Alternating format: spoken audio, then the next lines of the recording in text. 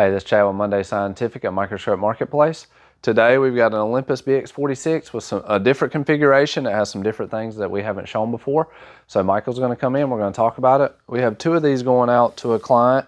And first off, we want to show, kind of go over the scope. Then we'll talk about taking apart, putting it together, that kind of thing. We have a tilting, lifting head. This is a super ergonomic head. It tilts, slides forward, and lifts up if you're taller.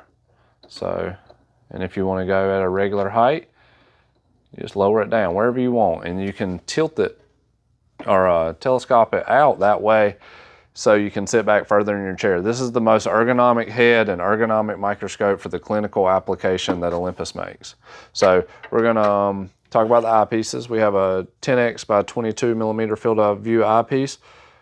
This is a focusable eyepiece because this head does not have a diopter tube. Typically you would have a diopter tube that you can focus this eyepiece, and you would only need 2 fixed eyepieces. For this one, because you don't have that, we had to put a focusable one on here. So you do have a focusable eyepiece on there. You have your 3 millimeter Allen wrench, which is included in the microscope. And this wrench basically does everything that you need to do with the microscope. So we're gonna take this head off just so you can see how to take it off, put it back on. We'll set that off to the side. Then we have a beam splitter. So this is on here so the customer can add a camera. We have a camera on here. We'll talk about that in a little bit. The reason we had to use a UTRUS, a U-truss, is because this particular head will not work with a 90-degree angle one. It will hit on the side. So you have to use this one.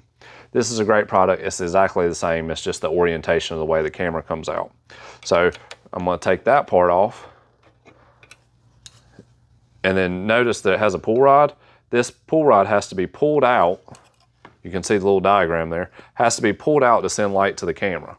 So we'll talk about the camera and a couple of little features with that here in just a moment. So we're going to keep on moving down. We have an analyzer. This analyzer works with this polarizer. The polarizer, Michael, show where a polarizer goes. So the polarizer goes right here. There's a little slot. I'll point to it.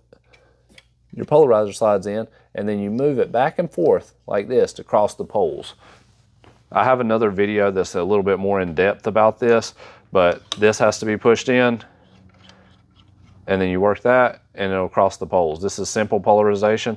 If you need to do Congo red, you would need a UGAN analyzer, a UGAN.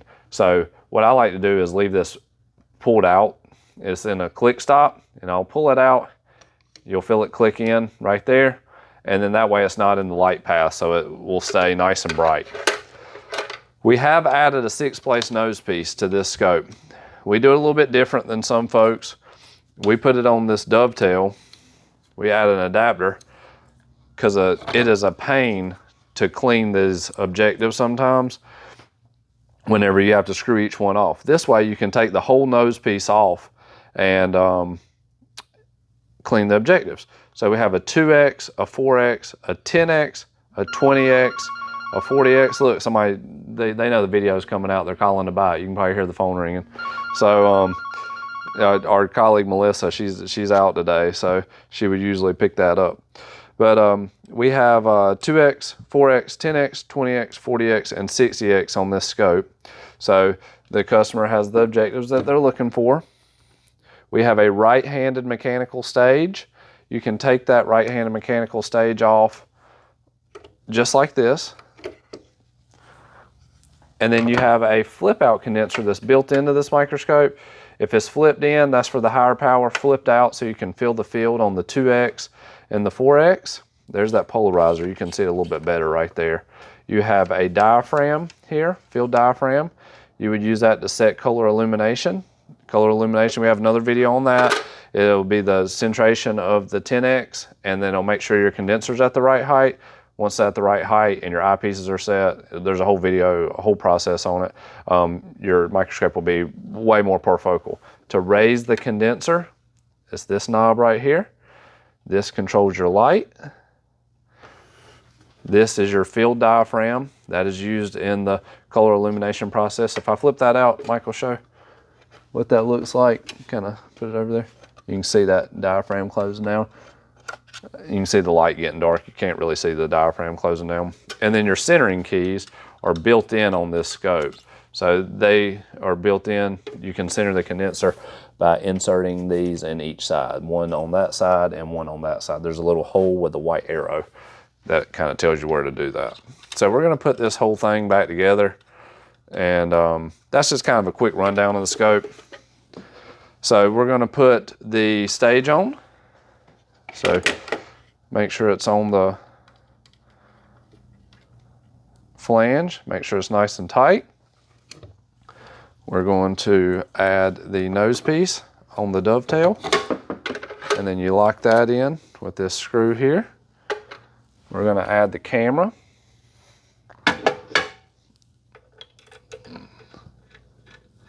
Make sure the pull rod's pulled out. And we're going to add the head. If you haven't done this before, you might want another set of hands, so have someone help you so they can hold the head while you're making sure everything's nice and tight. One other thing before we get to the camera, we're going to talk about this knob right here. This knob can be moved from side to side. So if you want this extension knob on the other side, like if you had a left-handed stage, you take the rubber cap off, remove this screw, and you can move that to the other side. There's one little screw hole on the other side. It could be covered by a black cap. We'll see if the other side has that black cap on it, and we will show that to you, kind of what it looks like. Yeah, it does. So see that cap right there? You would just pull that off with your fingernail or a razor knife, and then there's a cap in there, I mean a screw hole in there, so you can move that focus knob if you want to have the additional fine focus on that side. So last thing we're going to do, we're going to dial this scope in, and I'm going to show you what a camera image looks like on this scope.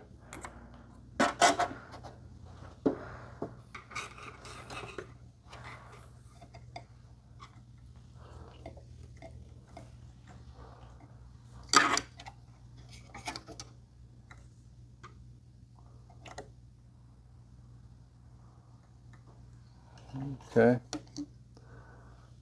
Make sure the pull rod's pulled out, and you see the light just got sent to the camera. It'll take a second for the exposure to catch up for this, just this first time. And then you'll notice how responsive the camera is here. So I can work the fine focus and it focuses immediately. I'm going to dial it in through the eyepieces. Now, if what you see on the image on the screen is different than what you see through the microscope, you can adjust it right here. So back this lock off, and then Mike will show the screen. As I move the wrench to the focus, you'll see how it comes in and out of focus. So once you get it where you want it, see that's out, and then I'll put it in real quick. Once you get it where you want it, hold the focus with your fingernail, and then lock the lock down. And then that way it's parfocal between what you see through the eyepieces to what you see through the camera. So that's basically it on this scope. Now, I know that was a really quick rundown. If you have any more questions about the scope, you can always reach out to us at info@mundaymicroscope.com. That's MUNDAY, microscope.com, no dots, no dashes.